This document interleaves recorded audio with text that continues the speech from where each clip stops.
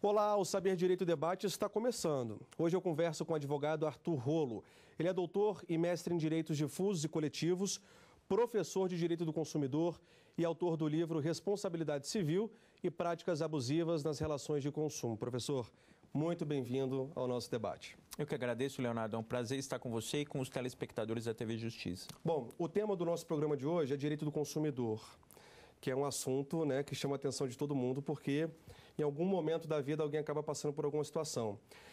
Só que, por outro lado, em contrapartida, são direitos desconhecidos, da maior parte da população. Na verdade, Leonardo, o que a gente vê ultimamente é que as pessoas cada vez mais estão conhecendo os seus direitos enquanto consumidores. Também fruto da mídia, da atuação da mídia, porque a mídia ela tem dado atenção para o direito do consumidor, tem levado conhecimento do direito do consumidor e tem alertado para a leitura do Código de Defesa do Consumidor para o conhecimento dos direitos. Então, hoje, cada dia mais os consumidores estão reclamando, conhecem os órgãos de defesa do consumidor, conhece o PROCON, essa realidade tem mudado. Com relação a demandas judiciais, o Brasil tem um número muito grande quando a gente fala de direito do consumidor. Como que é feito, professor, para tentar tratar de forma pacífica essa relação de consumo? Bom, na verdade temos um número muito grande de litígios de consumo, porque infelizmente ainda maus fornecedores não se deram conta da função social que tem. Então, deixam de atender às necessidades corretas do consumidor e acabam jogando esse problema para frente, para o judiciário, porque mais vale muitas vezes fazer um mau acordo lá na frente e eles não têm que pagar as despesas logo no início, mas o judiciário está atento, já tem mais ações coletivas de consumo e eu tenho, para mim, os órgãos de defesa do consumidor estão atuando bastante também nessa vertente preventiva, estão fiscalizando, mas ainda tem um longo caminho a percorrer. O quadro do direito do consumidor no Brasil, o respeito do Código de Defesa do Consumidor, que já está idoso aí em termos de legislação, porque já tem aí 20 e tantos anos de vigência, 25 anos de vigência, já está na hora do consumidor brasileiro ser mais respeitado. Bom, doutor, nós temos aqui alguns dados do Fórum Judiciário para a Saúde, do CNJ, o Conselho Nacional de Justiça, que apontam que até junho de 2014, as demandas relacionadas à saúde nos tribunais de justiça estaduais totalizavam mais de 330 mil casos e nos tribunais regionais federais mais de 62 mil.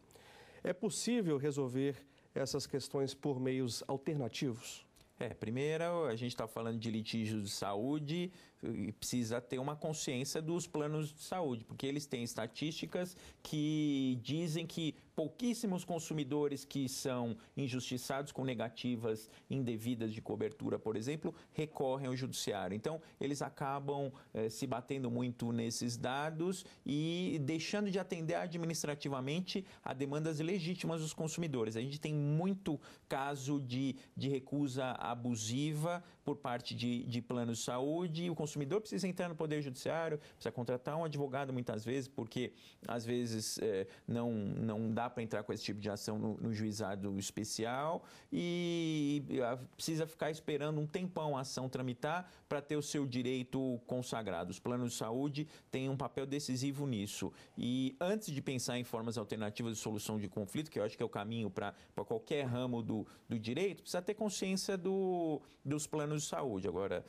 formas alternativas de solução de conflito são bem-vindas? São. Só que para que elas funcionem, precisa ter o espírito colaborativo de ambas as partes. E os planos de saúde, a gente não tem visto isso. Daqui a pouquinho a gente vai falar mais sobre os planos de saúde. Eu queria saber agora como que as agências reguladoras estão atuando nessa relação de consumo. Na verdade, as agências reguladoras vêm deixando bastante a desejar. Sem dúvida nenhuma, se as agências nacionais fizessem o seu papel regulatório, exercessem com rigor o seu papel, fiscalizassem os seus regulamentos, nós temos regulamentos da Anatel, por exemplo, que não são fiscalizados, a situação do consumidor estaria muito melhor. E das demandas dos órgãos de defesa do consumidor, esses serviços das agências reguladoras são responsáveis por mais de 80% das demandas, o que mostra que realmente, se funcionarem as agências nacionais, a vida do consumidor vai melhorar muito. Quando a gente fala sobre direito do consumidor, a gente percebe nas ruas, é muito comum reclamações de todos os tipos. E aí, professor, entra na questão seguinte, do consumidor que acaba sendo prejudicado, que não tem um retorno quando entra no judiciário, por exemplo? Não, tem casos. O judiciário ele vem consagrando bastante os direitos dos consumidores, especialmente em relação a plano de saúde. Tem Tribunal de Justiça que tem súmulas envolvendo o direito do consumidor em relação a plano de saúde. Os consumidores vêm recebendo o respaldo do Poder Judiciário. Eu acho que está faltando para o Judiciário começar a enfrentar com maior rigor, aplicar punições mais severas, indenizações por danos morais, para desestimular comportamentos nocivos dos fornecedores, porque se não começar a doer no bolso, Leonardo, dessas empresas, o que vai acontecer é que tudo vai continuar como está. Precisamos pensar em uma política de defesa do consumidor preventiva?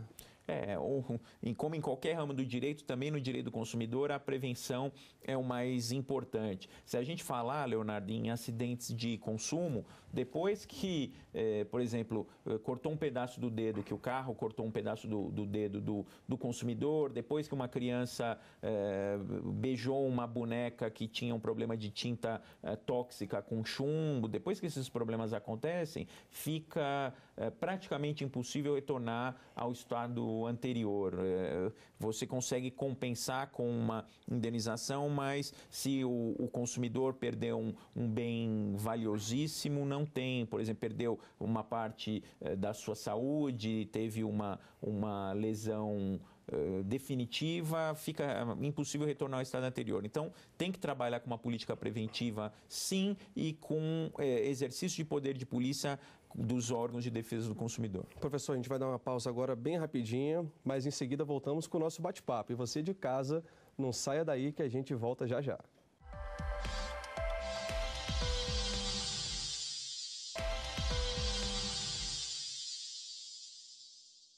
Estamos de volta com o Saber Direito Debate. Aqui no estúdio comigo está o professor Arthur Rolo.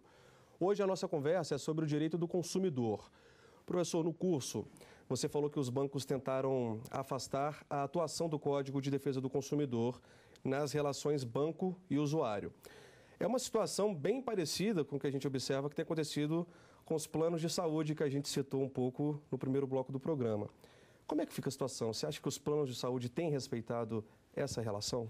Na verdade, os bancos tentaram que lhes fosse aplicado o regulamento do Banco Central. Eles disseram o seguinte: olha, a mim não se aplica o Código de Defesa do Consumidor, tem um regulamento do Banco Central que é considerado o Código de Defesa do Consumidor bancário. Só que eles entraram com uma ação direta de inconstitucionalidade através da FEBRABAN e essa ação direta de inconstitucionalidade foi julgada improcedente. Então, decidiu o Supremo Tribunal Federal que o Código de Defesa do Consumidor se aplica aos bancos. Em relação aos planos de saúde, eles fizeram algo diferente. Teve uma lei federal, que é a Lei 9656/98, que é a Lei dos Planos de Seguro Saúde, que estabeleceu uma distinção jurídica entre o contrato individual de plano de saúde e o contrato coletivo.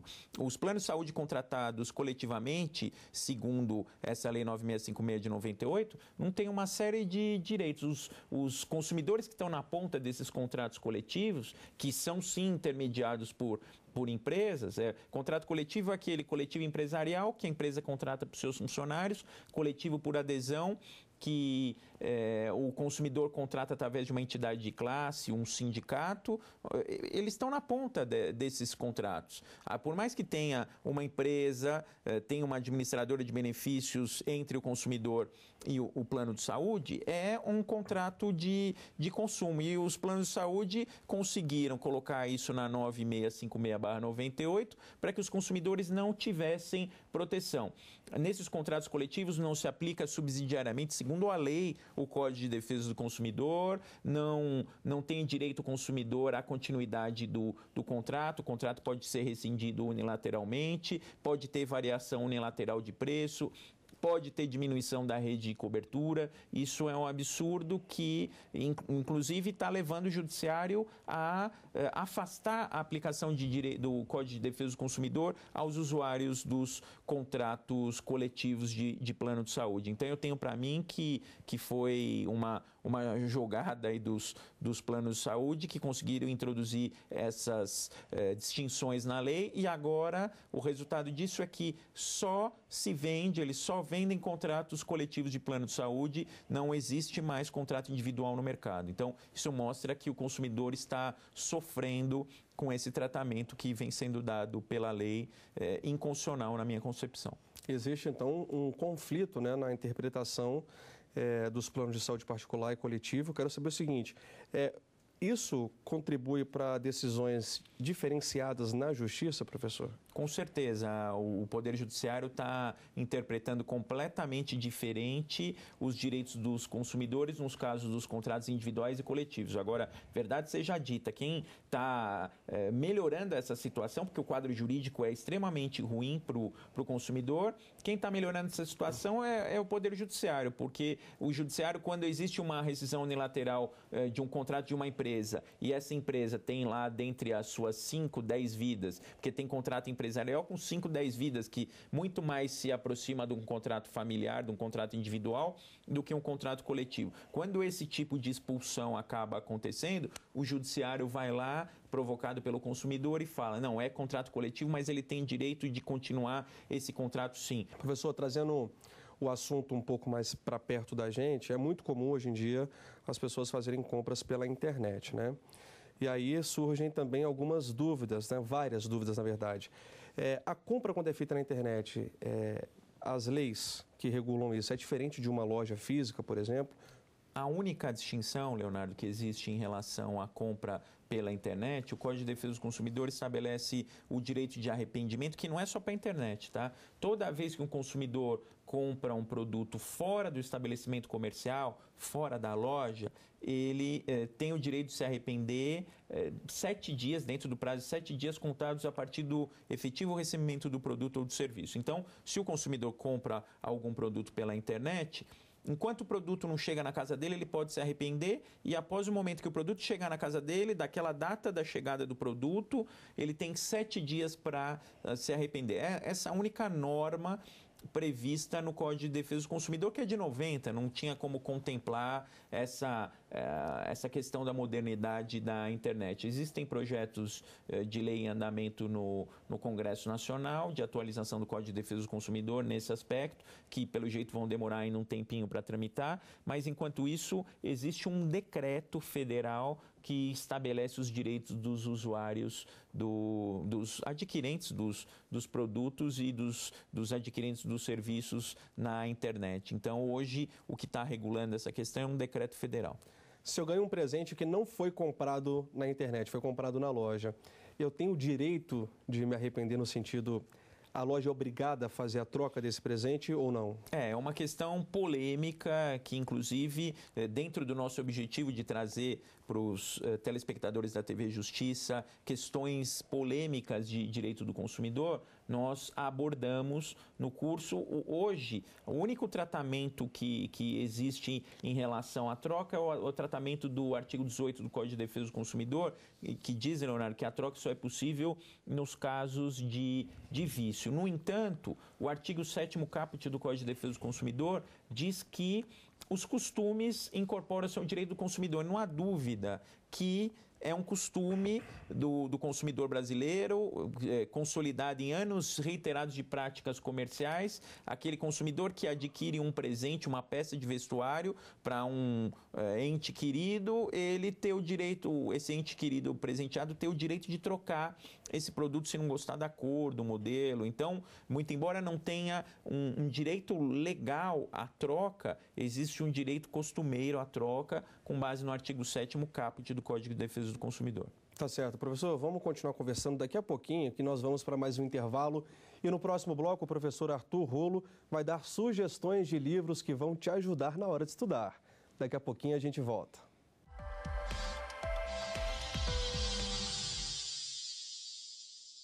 Estamos de volta com o debate. Professor, nós falamos sobre as relações de consumo, as questões de litígio, e antes de mostrarmos os livros que o senhor trouxe, eu queria falar sobre a advocacia no direito do consumidor. É uma área que exige especialização e atualização constante? Na verdade, hoje, Leonardo, a advocacia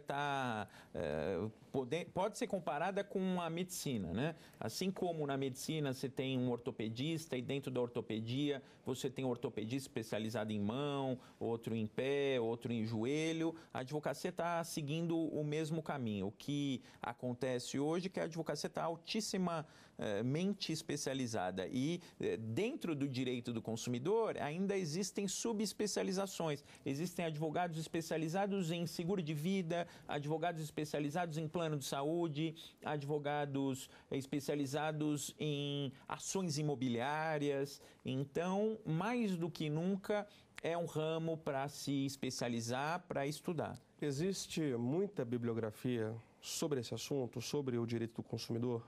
Com certeza, para quem quer estudar o direito do consumidor, a gente recomenda que parta do geral para o específico. Então, precisa começar com bons manuais de direito do consumidor. Eu já começo indicando os manuais de direito do consumidor dos autores do anteprojeto, que é um dos manuais mais antigos, se não o mais antigo. Também indicar o manual da professora Cláudia Lima Marques, que é uma referência no direito do consumidor e todos os seus livros são excelentes, e um livro que eu gosto muito, o Manual de Direito do Consumidor, do professor Bruno Miragem, também é um livro que vale a pena estudar por ele.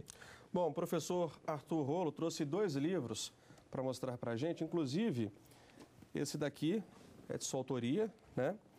Arthur Luiz Mendonça Rolo, Responsabilidade Civil e Práticas Abusivas nas Relações de Consumo. Professor, o que a gente pode entender nesse livro? Bom, esse livro, ele trata das práticas abusivas com uma visão pragmática. É um livro que tem bastante exemplos, é um livro bom para o acadêmico direito. E também a questão da responsabilidade civil no direito do consumidor, que é uma dos temas mais importantes do direito do consumidor. Eu diria que são dos temas mais importantes do direito do consumidor, só que você não consegue fazer um livro desse escrevendo só sobre esses temas centrais. Ele trata de relação de consumo, ele trata de princípios do direito do consumidor. Esse livro, na verdade, ele decorreu da minha tese de doutorado. A minha tese de doutorado acabou inspirando esse livro, só que a minha tese tinha uma versão que não era muito comercial. Eu acabei fazendo esse livro para ter um apelo mais comercial. E esse livro eu já estou trabalhando na atualização e possivelmente eu já vou atualizar expandindo para um manual prático de direito do consumidor. Para quem que você indica esse livro? Não, esse livro é indicado para alunos de direito e ele tem uma linguagem fácil, então é bom para o aluno. E profissionais da área jurídica, advogados que vão advogar, vão entrar com ações de responsabilização civil, trata de temas de plano de saúde, fala de teorias do direito do consumidor. Então é um livro bastante prático que ajuda bem no trabalho do advogado e um livro que é fácil de ser lido pelo acadêmico. Tá certo, vamos para o próximo livro, que é o Código de Defesa do Consumidor. Isso aqui, para quem quer ficar sabendo um pouquinho mais do assunto, fundamental, né, professor? Na verdade, esse livro eu escrevi em coautoria com diversos outros colegas. É um código para consulta do dia a dia e ele tem pequenos apontamentos. Não é um livro para estudo profundo, mas é um livro para recorrer nos momentos ali de dúvida, para quem quer tirar uma dúvida sobre um artigo. Ele contém referências que permitem que se tenha uma ideia sobre os temas tratados nos artigos do Código de Defesa do Consumidor. Tá certo, indicado para todo o público então, né? Para todos os operadores de direito, principalmente para advogados, para juízes, para promotores e para estudantes de direito. Tá certo. Agora uma questão curiosa, é que o professor estava explicando para a gente que ele é especialista, inclusive, em direito eleitoral. Qual que é a relação, professor? Na verdade, Leonardo, não tem relação nenhuma, se você for ver, entre o direito do consumidor e o direito eleitoral, mas eu comecei no escritório advogando para o meu pai, que tem um escritório tradicional de mais de 40 anos, de quase 45 anos de direito político, assessoria para político. Então, eu estagiei advogando para político, eu advoguei durante muito tempo para político e eu acabei entrando no direito do consumidor por conta da veia acadêmica, porque a minha área acadêmica acabou saindo da área do escritório, acabou indo para o direito do consumidor. Então, são áreas que não têm distinção, mas não têm semelhança, são completamente distintas, mas se a gente for ver, como a minha área de concentração de mestrado é direitos difusos e coletivos, o direito eleitoral também está nos direitos difusos e coletivos. Então, também não é tão distinta assim. Tá certo. Por que, na sua opinião, os estudantes de direito precisam conhecer mais, né, o Código de Defesa do Consumidor, o direito do consumidor de uma forma geral? Qual que é a importância? O estudante de direito tem que estudar, né? Às vezes o estudante entra numa faculdade de direito e se ele não estudar muito, ele consegue ser aprovado em muitas faculdades, em muitos cursos, em muitas matérias, mas o grande diferencial do operador de direito é ele conhecer cada vez mais. Então, nós recomendamos, e direito do consumidor é um direito do dia a dia, é um direito que todo mundo é consumidor, todo mundo precisa de direito do consumidor, sempre tem um parente, uma tia, um tio, um primo que vai formular uma consulta de direito do consumidor e a gente precisa do direito do consumidor para o nosso dia a dia. Então, nós damos a recomendação de estudar o direito do consumidor. Por exemplo, eu não sou fã de direito do trabalho, mas eu sei um básico de direito do trabalho e eu acho que mesmo quem não vier a ser fã do direito do consumidor tem que ter noções mínimas, porque isso é questão de cidadania e de sobrevivência até. É um assunto, igual você disse, do nosso dia a dia. Isso faz com que as pessoas se aproximem do tema, né, professor? Não tem jeito, né? Na verdade, você sabendo o direito do consumidor, você acaba sendo fonte de consulta. Onde você vai, alguém te faz alguma pergunta de direito do consumidor, é um direito do dia a dia, tem inúmeros casos concretos, a pessoa sempre se depara com uma negativa de um fornecedor, aí quer saber se a negativa é justa ou é indevida. Como eu disse, é um direito do dia a dia que todos têm dúvidas e todos querem conhecer um mínimo. Professor, infelizmente nosso tempo é curto. Eu agradeço muito a sua presença aqui com a gente. Eu que agradeço, Leonardo. Foi um prazer estar aqui com você e com os amigos da TV Justiça. Tá certo. O Saber Direito Debate fica por aqui. Obrigado pela companhia. Se você ficou com dúvidas, então mande um e-mail para a gente. Anota aí, saberdireito@stf.jus.br. E você pode assistir a nossa programação no site www.tvjustiça.jus.br. Até o próximo programa. Tchau, tchau.